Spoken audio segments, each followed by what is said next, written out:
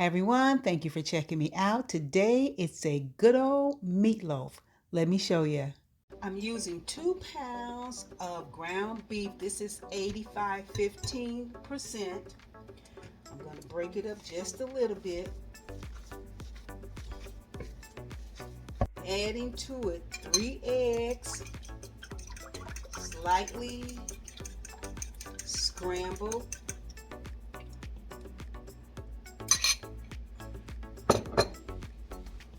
A half cup of chopped onions.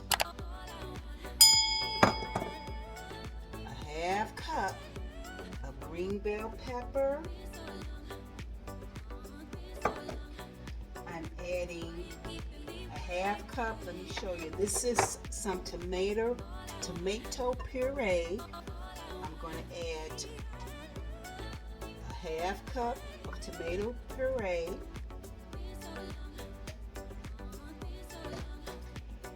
And this here is 1 cup of oatmeal that I soaked in a half cup of beef broth. I'm going to add that.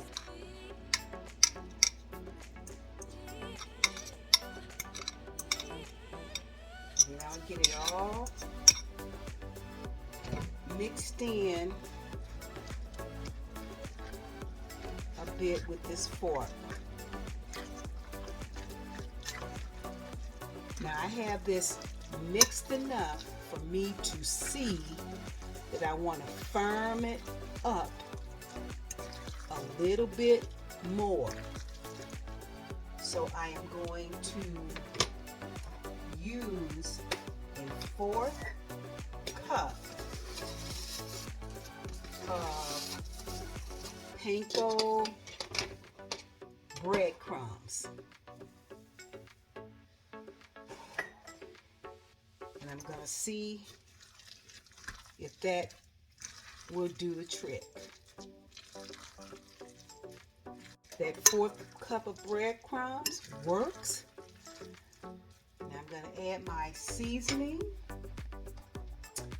For that, it's going to be, to start, I'm going to use a teaspoon. This is Creole seasoning I'm trying to get out of this container. Teaspoon of Creole seasoning, just a little bit more. And this is the seasoning I have on hand. And I'm going to use a teaspoon. Ooh, I got that in my throat. This is a teaspoon of garlic powder. Excuse me. Sorry about that, y'all. I had to get that seasoning out of my throat. So we left off with the garlic powder. Now I'm going to add a teaspoon of onion powder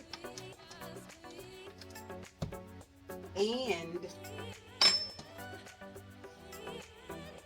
2 teaspoons of salt. Then I'm going to get that mixed really well.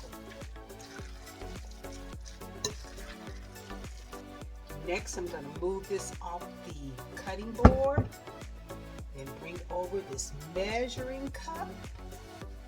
And in this measuring cup, I'm going to scoop out another cup of this puree. Then I'm going to squeeze all this ketchup out until it reaches another cup. So I'm adding, along with that cup of puree, I'm adding a cup of ketchup.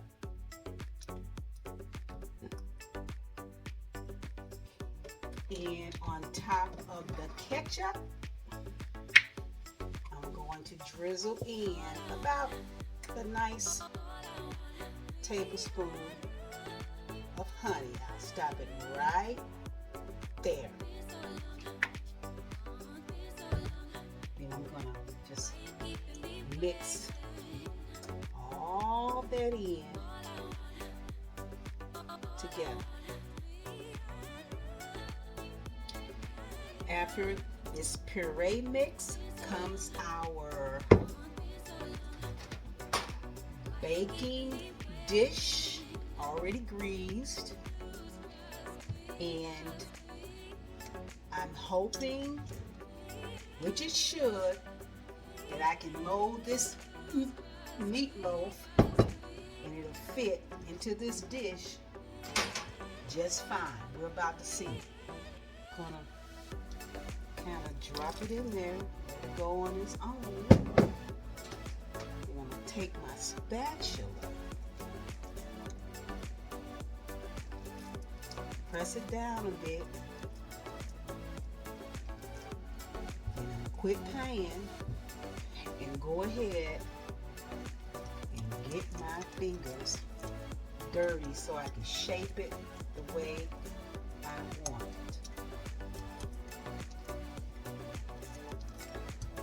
This should work. It's shaped enough. Now I'm going to take some of the puree mix and I'm going to pour about 3/4 cup on top, and then spread it out all over the top. I got my oven preheated to 350 degrees, and that's where this is going for about 45 minutes.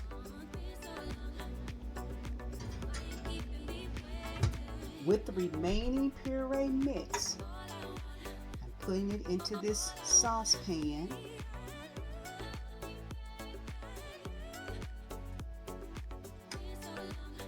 I'm going to sprinkle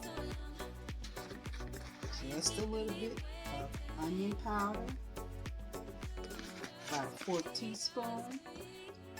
I'm going to sprinkle a little bit more of the garlic powder, about the same amount, a 1/4 teaspoon. A little bit black pepper. I'm going to shake in some celery flakes, about a 1/2 teaspoon or more. I'm going to put in just a few flakes of red pepper flakes, which I forgot to add to the meatloaf, and a little sprinkling of parsley flakes. I'm going to let this simmer over medium-low heat for about 15 minutes, and then we'll use that for our gravy, meatloaf gravy. And after 45 minutes to an hour, we have got our meatloaf, and I tell you, it does not, let me say again, does not disappoint. A little gravy here, right here, that's the proof in the pudding.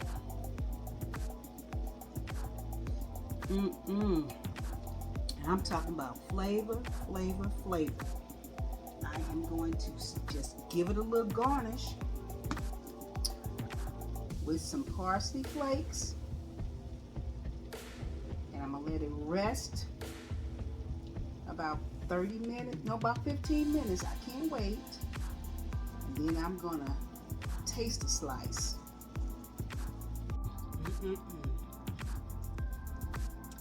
Always a hit. Mm-mm-mm.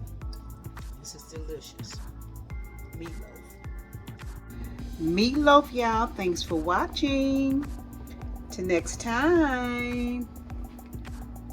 Bye-bye.